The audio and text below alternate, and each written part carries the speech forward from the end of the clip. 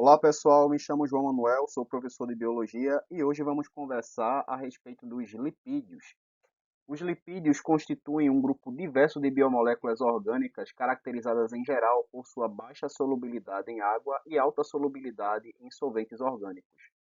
São formados predominantemente por carbono, hidrogênio e oxigênio.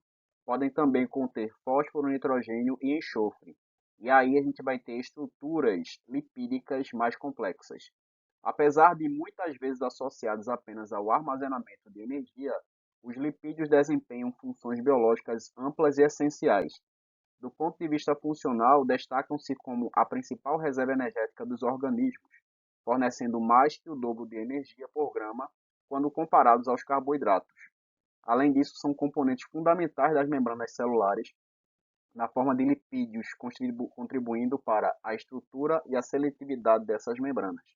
Também atuam como isolantes térmicos, proteção mecânica e precursores de moléculas reguladoras, como hormônios e esteroides.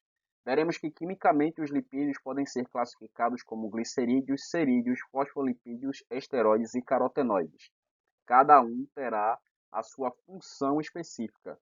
Essa diversidade de estrutura reflete a variedade de papéis que desempenham nos sistemas fisiológicos, tornando o seu estudo essencial na bioquímica. Vamos para a aula.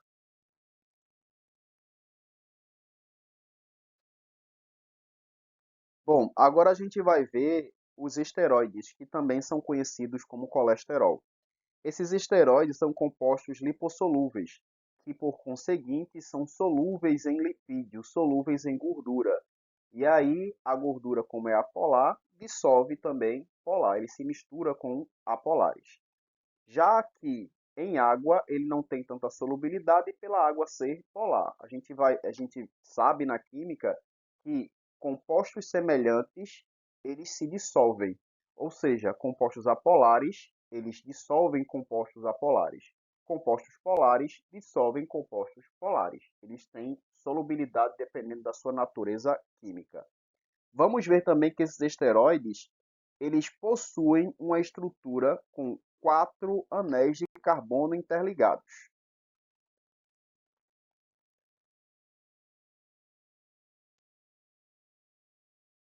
Aqui vamos ver a representação estrutural desse esteroide ou colesterol, onde a gente vai verificar as 4 cadeias de carbono, que a gente viu os anéis, onde 3 deles são exatamente o anel com 6 carbonos e um anel com 5 carbonos. Essa estrutura verde a gente vai verificar que a função dele é alcano. Por quê? Só existem carbonos e hidrogênios formadoras da estrutura, mas não existem ligações duplas nem triplas. Daí a gente vai classificar essa função orgânica como sendo alcano. Uma outra função orgânica presente é o álcool, quando a gente tem a oxidrila ou hidroxila ligada à cadeia carbônica. E uma outra função é o alceno, onde a gente percebe uma cadeia carbônica pertencente à molécula principal com uma ligação dupla. E aí, em contraponto com os alcanos, eles são classificados como sendo alcenos. Quais são as funções dos lipídios? Os lipídios eles estão presentes na membrana plasmática, como os fosfolipídios. Eles são precursores de formação da vitamina D. Eles também participam da produção de hormônios esteroides, como a progesterona, entre outros, que a gente vai ver também na fisiologia, e eles são precursores da formação de sais biliares.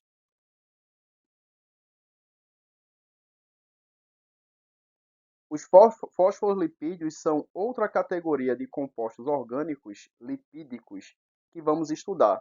Aqui a gente vê que esses fosfolipídios eles constituem a membrana plasmática.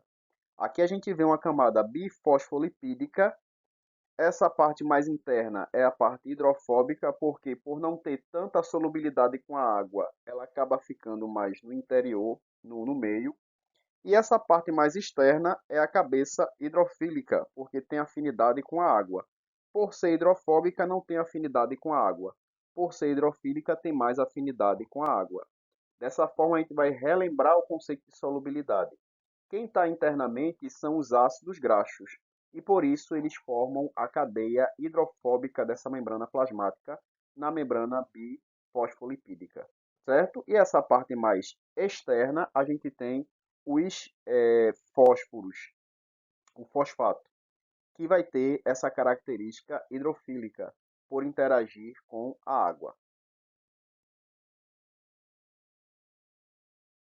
Bom, aqui a gente tem a representação da unidade fosfolipídica formadora da membrana plasmática. Aqui a gente verifica que existe esse glicerol unido com dois ácidos graxos mais um radical fosfato. Lembrando do glicerídeo ou triglicerídeo, qual era a outra molécula que estaria aqui para ser representativo de um triglicerídeo? Uma outra molécula de ácido graxo. Mas aqui houve a substituição de um ácido graxo por um radical fosfato.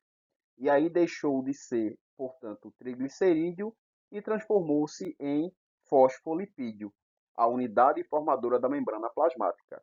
E ela vai ser importante porque ela vai dar essa característica anfipática, ou seja, uma característica sendo polar e a outra apolar.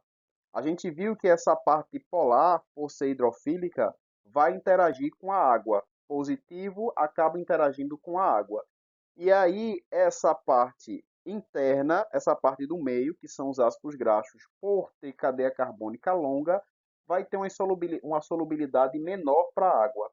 E aí a gente vai ver que essa cadeia vai estar no meio da molécula, no meio da membrana, impedindo, portanto, o contato direto com a água.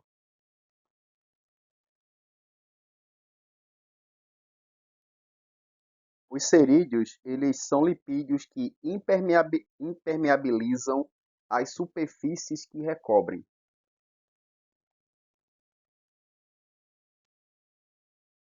Essa aqui é a reação da formação de uma cera, que esta cera aqui tem o nome de palmitato de miricila. E vamos ver como é que ocorre ela. A gente tem aqui o ácido palmítico. Esse ácido palmítico, que é um ácido graxo de cadeia longa, vai reagir com um álcool de cadeia longa, que não é o glicerol, porque se fosse o glicerol, daria origem ao glicerídeo, ao triglicerídeo, mas como é um álcool de cadeia longa, ele não vai ter essa formação de triglicerídeo. Reagindo esses dois, a gente vai ter o palmitato de miricila, e isso também é uma reação de a eliminação de água, e portanto é uma reação de desidratação.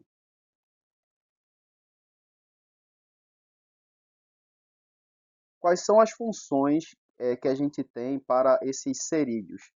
As funções mais predominantes é evitar a perda de água em folhas, participam de impermeabilização de penas em aves e atuam como proteção na produção de cera de ouvidos e na pele também.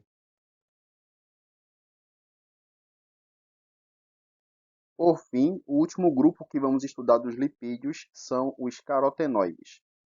Esses carotenoides, eles são pigmentos naturais que também são lipossolúveis, ou seja, a sua solubilidade em água ela é baixa. Isso é uma característica que perpassa todos os componentes, todos os representantes dos lipídios. Por ter baixa afinidade com a água, ele não possui tanta solubilidade e, portanto, ele vai ser mais solúvel em lipídios. E aí, esses carotenoides, eles estão presentes em plantas, algas, vai estar em alguns micro-organismos, vai ter uma função importantíssima na saúde humana, porque ele vai atuar como antioxidante e também será precursor da vitamina A.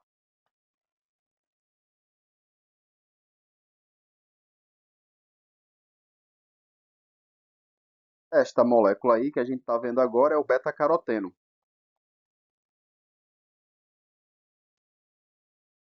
Uma curiosidade sobre o beta-caroteno é que ele é uma molécula que é formada por várias moléculas pequenas, que são os isoprenos. Os isoprenos, quando se juntam, esses bloquinhos de moléculas, quando se juntam, vai dar origem aos terpenos. É importante falar isso para vocês, que pode ser em algum local, em alguma prova, que vocês, ao invés de escutar beta-caroteno ou carotenoide, você escuta terpenos. E daí você vai saber que os terpenos são a junção de um monte de moléculas dos bloquinhos chamados de isoprenos.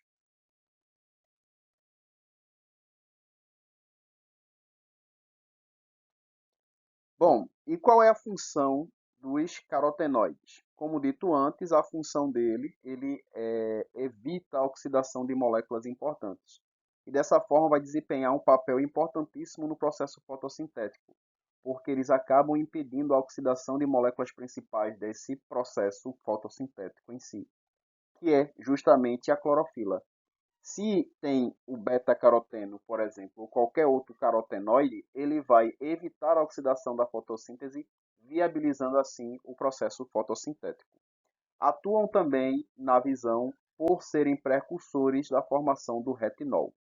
Bom, gente, a gente acabou de falar sobre os lipídios em si. A gente finaliza essa aula de lipídios e até a próxima.